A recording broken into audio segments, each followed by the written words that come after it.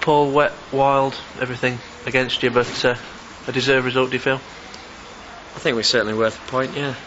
Probably a fair result. What I would say is it was horrible conditions, but two teams that were, going at it, two honest teams, hard working, kept trying to play in the conditions.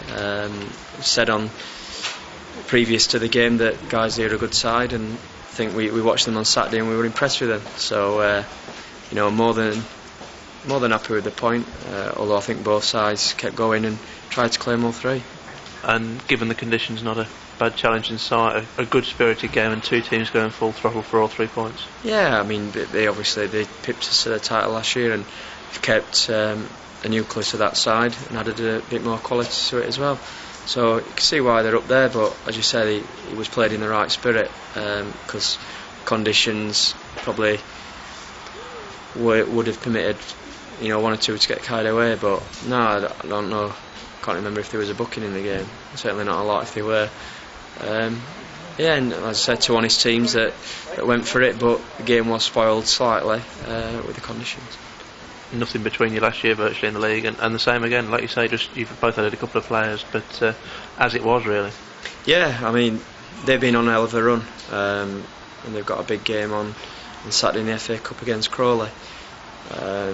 We were hoping that they might have took their foot off the gas a little bit, but maybe the players that were out there worried about keeping the place for them.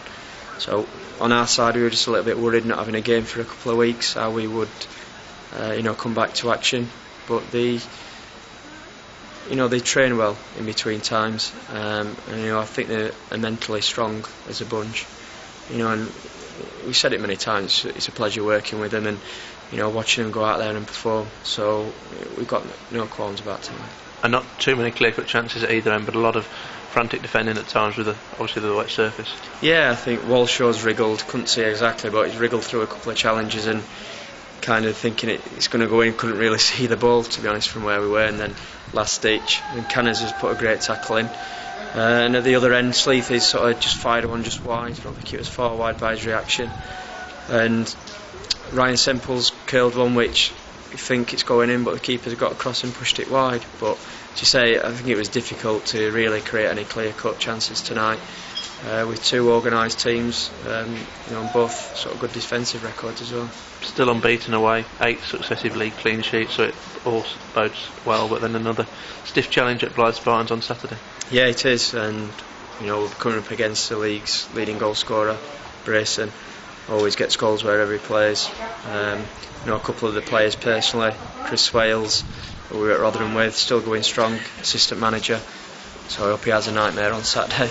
And Neil Hooks, a good player that we had at Ilkeston, unfortunately left to go to Australia. So that's a couple of lads we know, and obviously we'll do some more homework on them before Saturday. We'll get rested up. Training session on Thursday. Obviously thoughts with Jason Lee at the moment, a family bereavement. Is he likely to be back for Saturday? No, as you say, his thoughts are with him, and he'll be missed, but due to Jason's mother passing away, he's decided to call it a day. So we knew he wasn't going to be available for us tonight, but that was sort of ended Jason's contribution prematurely, unfortunately for him. I totally respect his decision, but what I would say is he was another one, pleasure to work with while I was here, fitted in straight away, and we just said there, he's 39 years old. I think there were a few raised eyebrows when we brought him in, but he was still a really fit lad. We did some running not so long ago, he's right at the front, and he brought the best out of other players around him, held it up really well, and we wish him all the best in whatever path he chooses. So that's it, he's not playing for you anymore and not for anybody else?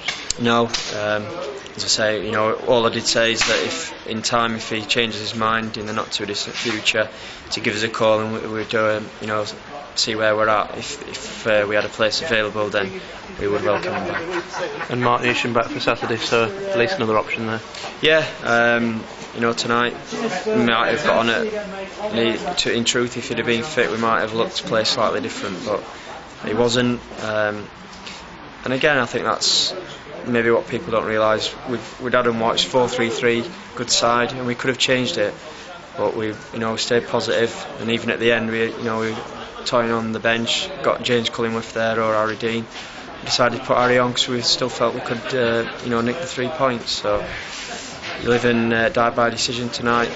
It didn't matter, but it's always nice to have options.